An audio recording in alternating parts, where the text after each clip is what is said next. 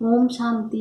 21 सितंबर 2020 की मुरली है। बाबा ने कहा, मीठे बच्चे, संगम पर तुम्हें प्यार का सागर बाप प्यार का ही वर्षा देते हैं, इसलिए तुम सबको प्यार दो, गुस्सा मत करो। प्रश्न है, अपने रजिस्टर को ठीक रखने के लिए बाप ने तुम्हें कौन सा रास्ता बताया है?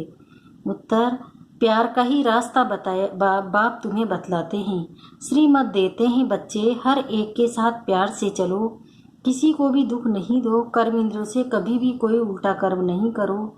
सदा यही जांच करो कि मेरे में कोई आसुरी गुण तो नहीं है, मूढ़ी तो नहीं हूँ, कोई बात में बिगड़ता तो नहीं हूँ। गीत। ये वक्त जा रहा है। ओम शांति। मीठे मीठे रूहानी बच्चों ने गीत सुना। दिन प्रतिदिन अपना घर अथवा मंजिल नजदीक होती जाती है। अब जो कुछ श्रीमत कहती है उसमें गफलत न करो। बाप का डायरेक्शन मिलता है कि सबको मैसेज पहुंचाओ। बच्चे जानते हैं लाखों करोड़ों को ये मैसेज देना है। फिर कोई समय आ भी जाएंगे, जब बहुत हो जाएंगे तो बहुतों को मैसेज देंगे। बाप का मैसेज मिलना तो सबको है। मैसेज है बहुत सच, सिर्फ बोले अपने को आत्मा समझ बाप को याद करो, और कोई भी कर्म इंद्रियों से मनसा वाचा कर्मणा कोई बुरा काम नहीं करना है। पहले मनसा में आता है, तब वाचा में आता है। अभी तुमको राइट रोंग समझने की बुद्धि चाहिए। ये पुण्य का काम है, ये करना चाहिए। दिल में संकल्प आता है गुस्सा करे। अब बुद्धि तो मिली है, अगर गुस्सा करेंगे तो पाप बन जाएगा। बाप को याद करने से पुण्य आत्मा बन जाएंगे। ऐसे नहीं, अच्छा अभी हुआ फिर नहीं करेंगे, ऐसे फिर कहते कहते रहने से आदत पड़ जाएगी। मनुष्य ऐसा कर्म करते हैं तो समझते हैं ये पाप नहीं है, विकार को पाप नहीं समझते हैं।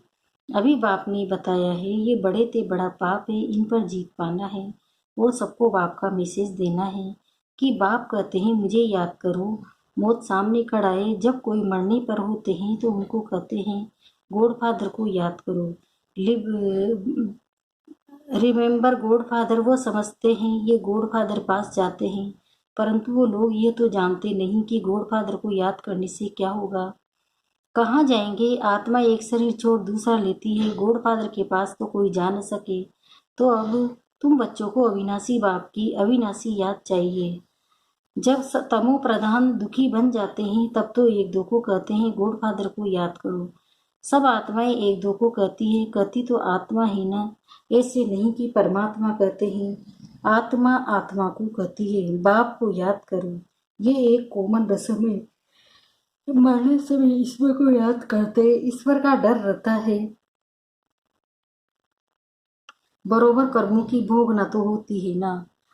तुम बच्चे अभी कर्म अकर्म विकर्म की गति को समझते हो, जानते हो ये कर्म अकर्म हुआ। याद में रह जो कर्म करते वह अच्छे करते हैं। रावण राज्य में मनुष्य बुरे कर्म ही करते हैं, राम राज्य में बुरा काम कभी होता नहीं है। अब श्रीमत तो मिलती रहती है, कहाँ बुलावा होता है ये करना चाहिए वहाँ नहीं करना चाहिए, हर बात में पूछते रहो।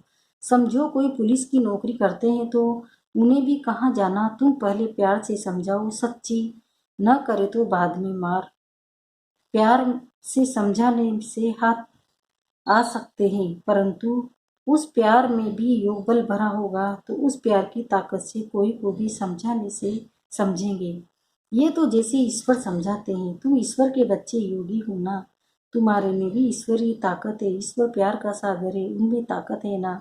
सबको वर्षा देते हैं, तुम जानते हो स्वर्ग में प्यार बहुत होता है।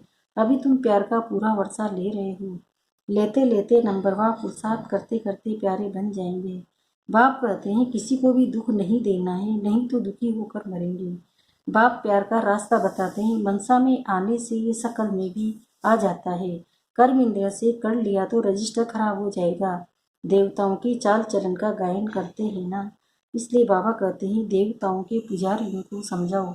वो महिमा गाते हैं, आप सर्वगुण संपन्न 16 कला संपूर्ण हो, और अपनी चाल चलन भी सुनाते हैं।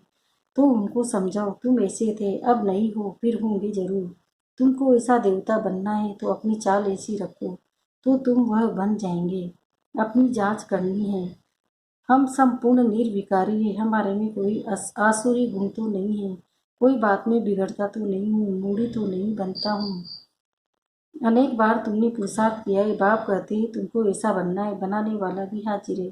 कहते कल्प कल्प उनको ऐसा बनाता हूँ, कल्प पहले जिन्होंने ज्ञान लिया है वह जरूर आकर लेंगे। पुरुषार्थ भी कराया जाता है और बेफिक्र भी रहते हैं। ड्रामा की नींद ऐसी है, कोई कहते हैं ड्रामा में नींद होगी तो जरूर करेंगे। अच्छा चार्ट होगा तो ड्रामा कराएगा, समझा जाता है उनकी तकदीर में नहीं है। पहले पहले भी एक ऐसे बिगड़ा था, तकदीर में नहीं था, बोला ड्रामा में होगा तो ड्रामा हमको पुरुषार्थ कराएगा, बस छोड़ दिया। ऐसे तुमको भी बहुत मिलते हैं। तुम्हारा एम ऑब्जेक्ट तो ये बड़ा है, खड़ा है, बेज तो तुम्हारे पास है। जैसे आत्मा अपना पोतामेल देखते हो तो बेज को भी देखो, अपनी चाल चलन को भी देखो। कभी भी क्रिमिनल आके न हो, मुख से कोई इविल बात न निकले, इविल बोलने वाला ही नहीं होगा तो कान सुनेंगे कैसे। सतयुग में सब देवी गुण वाले होते हैं, इविल कोई बात ही नहीं। इन्होंने भी प्रारब्ध बाप द्वारा ही पाई है। यह तो सबको बोलो बाप को याद करो तो विकर्म विनाश हो जाएंगे, इसमें नुकसान की कोई बात नहीं है। संस्कार आत्मा ले जाती है, सन्यासी होगा तो फिर सन्यास धर्म में आ जाएगा। झाड़ तो उनका बढ़ता रहता है ना। इस समय तुम बदल रहे हो, मनुष्य ही देवता बनते हैं, जब कोई इकट्ठे थोड़ी आएंगे। आएंगे फिर नंबरवार। ड्रामा में कोई बिगड़ समय एक्टर थोड़े ही स्टेज पर आ जाएंगे, अंदर बैठे रहते हैं। जब समय होता है तो बाहर स्टेज पर आते हैं पार्ट बजाने। वह है हद का नाटक, यह है बेहद का। बुद्धि में है हम एक्टर्स को अपने समय पर आकर अपना पार्ट बजाना है। ये बेहद का बड़ा झाड़ है, नंबरवार आते जाते हैं। पहले पहले एक ही धर्म था, सभी धर्म वाले तो पहले पहले आ न सके। पहले तो देवी देवता धर्म वाले ही आएंगे पाठ बजाने, सो भी नंबरवार। झाड़ में राज को भी समझाना है, बाप ही आकर सारे कल्प वृक्ष का ज्ञान सुनाते हैं। इनकी भेंट भी निराकारी झाड़ से होती है। एक बाप ही कहते हैं मनुष्य सृष्टि रूपी झाड़ का बीज में हूँ। बीज में झाड़ समाया हुआ नहीं है, लेकिन झाड़ का ज्ञान समाया हुआ है। हर एक का अपना अपना पार्ट है। चैतन्य झाड़ है ना, झाड़ के पत्ते भी नंबरवार निकलेंगे। इस झाड़ को कोई भी समझते नहीं है, इनका बीज ऊपर में है, इसलिए इनको उल्टा वृक्ष कहा जाता है। रचयिता बाप है ऊपर में। तुम जानते हो हमको जाना है घर जहाँ आत्माएं रहती है। अभी हमको पवित्र बनकर जाना है। तुम्हारे द्वारा योग बल से सारे विश्व पवित्र हो जाती है। तुम्हारे लिए तो पवित्र सृष्टि चाहिए ना। तुम पवित्र बनते हो तो दुनिया भी पवित्र बनानी पड़े। सब पवित्र हो जाते हैं। तुम्हारी बुद्धि में है, आत्मा में ही मन बुद्धि है ना। चैतन्य आत्मा ही ज्ञान को धारण कर सकती है। तो मीठे मीठे बच्चों को ये सारा राज बहुत बुद्धि में, जैसे हम पूर्व जन्म लेते हैं, 84 का चक्र तुम्हारा पूरा होता है तो सबका पूरा होता है, सब पावन बन जाते हैं। ये अनादि बना बना हुआ ड्रामा है, एक सेकंड भी ठहरता नहीं है। सेकंड बाई सेकंड जो कुछ होता है सो फिर कल बाद होगा। हर एक आत्मा में अविनाशी पाठ भरा हुआ है। वो एक्टर्स करके 2-4 घंटे का पाठ बजाते हैं। ये तो आत्मा को नेचुरल पार्ट मिला हुआ है, तो मनुष्य को कितनी खुशी होनी चाहिए। अतीन्द्र सुख अभी संगम का ही गाया हुआ है। बाप आते हैं 21 जन्म के लिए, हम सदा सुखी बनते हैं। खुशी की बात है ना। जो अच्छी रीति समझते हैं और समझाते हैं वह सर्विस पर लगे रहते हैं। कोई बच्चे खुद ही अगर क्रोधी हैं तो दूसरे में भी प्रवेशता हो जाती है। ताली 2 हाथ की बजती है, वहाँ ऐसे नहीं होता। यहाँ तुम बच्चों को शिक्षा मिलती है। कोई क्रोध करे तो तुम उन पर फूल चढ़ाओ, प्यार से समझाओ। ये भी एक भूत है, बहुत नुकसान कर देंगे। क्रोध कभी नहीं करना चाहिए। सिखलाने वाले में तो क्रोध बिल्कुल नहीं होना चाहिए। नंबरवार पुरुषार्थ करते रहते हैं। किसी का तीव्र पुरुषार्थ होता है, किसका ठंडा। ठंडे पुरुषार्थ वाले जरूर अपनी बदनामी करेंगे। कोई में क्रोध है तो जहाँ जाते हैं वहाँ से निकाल देते हैं। कोई भी पदचरण वाले रह नहीं सकते। इम्तिहान जब पूरा होगा तो सबको पता पड़ेगा कौन कौन क्या बनते हैं, सब साक्षात्कार होगा। जो जैसा काम करते हैं उनकी ऐसी महिमा होती है। तुम बच्चे ड्रामा के आदि मध्य अंत को जानते हो। तुम सब अंतर्यामी हो, आत्मा अंदर में जानती है ये सृष्टि चक्र कैसे फिरता है। सारे सृष्टि के मनुष्य की चाल चलन का, सब धर्मों का तुम्हें ज्ञान है। उनको कहा जाएगा अंतर्यामी। आत्मा को सब मालूम पड़ जाता है। ऐसे नहीं भगवान घट घट वासी है, उनको जानने की क्या दरकार है। वो तो अभी की ही कहते हैं। जो जैसा पुरुषार्थ करेंगे ऐसा फल पाएंगे। तुम्हें जानने की क्या दरकार है। जो करता है उसकी सजा भी खुद पाएंगे। इसी चलन चलेंगे तो अधम गति को पाएंगे। पद बहुत कम हो जाएगा। उस स्कूल में तो नापास हो जाते हैं तो फिर दूसरे वर्ष पढ़ते हैं। ये पढ़ाई तो होती है कल कल्पांतर के लिए, अब न पढ़े तो कल कल्पांतर नहीं पढ़ेंगे। ईश्वरी लॉटरी तो पूरी लेनी चाहिए ना, ये बातें तुम बच्चे समझ सकते हो। जब भारत सुख धाम होगा तब बाकी सब शांति धाम में होंगे। बच्चों को खुशी होनी चाहिए। अब हमारे सुख के दिन आते हैं, दीपमाला के दिन नज़दीक होते हैं तो कहते हैं ना, बाकी इतने दिन हैं, फिर नए कपड़े पहनेंगे। तुम भी कहते हो स्वर्ग आ रहा है, अब अपना श्रृंगार करें तो फिर स्वर्ग में अच्छा सुख पाएंगे। साहूकार को तो साहूकारों का नशा रहता है। मनुष्य बिल्कुल घोर नींद में है, फिर अचानक पता पड़ेगा। ये तो सच कहते हैं। सच को तब समझे जब सच का संग हो। तुम अभी सच के संग में हो। तुम सत्य बनते हो तो सत्य भाव द्वारा, वो सब असत्य बनते हैं असत्य द्वारा। अभी कंट्रास्ट में छपा रहे कि भगवान क्या कहते हैं और मनुष्य क्या कहते हैं। मैगजीन में भी डाल सकते हैं। आखिर विजय तो तुम्हारे ही हैं। जिन्होंने कल पहले पद पाया वो जरूर पाएंगे, ये सर्टेन है। वहाँ अकाली मृत्यु होता नहीं, आयु भी बड़ी होती है। जब पवित्रता थी तो बड़ी आयु थी। पतित पावन परमात्मा पाप हैं तो जरूर उनसे ही पावन बनाया होगा। कृष्ण की बात सोचती नहीं है। पुरुषोत्तम संगम पर कृष्ण फिर कहाँ से आएगा?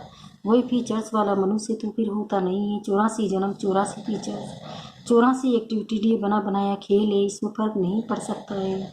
ड्रामा कैसा वंडरफुल बना हुआ है। आत्मा छोटी बिंदी है, उसमें अनादि पाठ भरा हुआ है। इसको कुदरत कहा जाता है।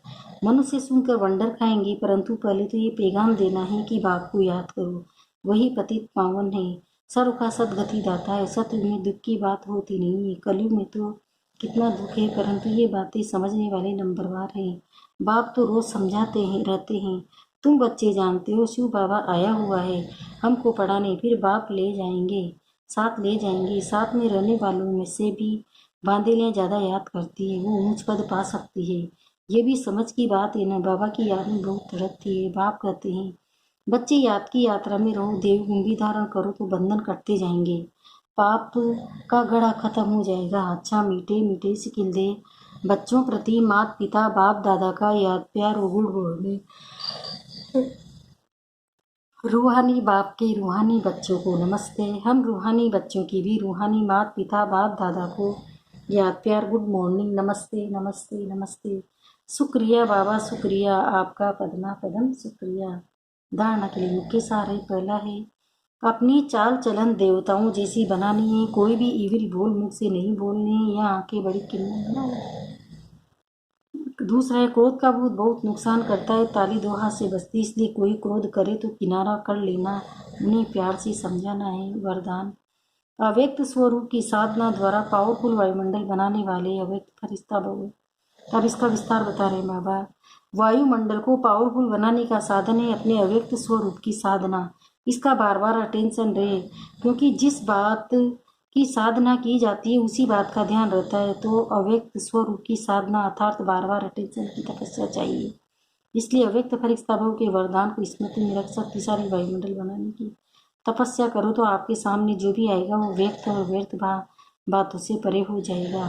स्लोगन सर्वशक्तिमान बाप को प्रत्यक्ष करने के लिए एकाग्रता की शक्ति को बढ़ाओ। ओम शांति।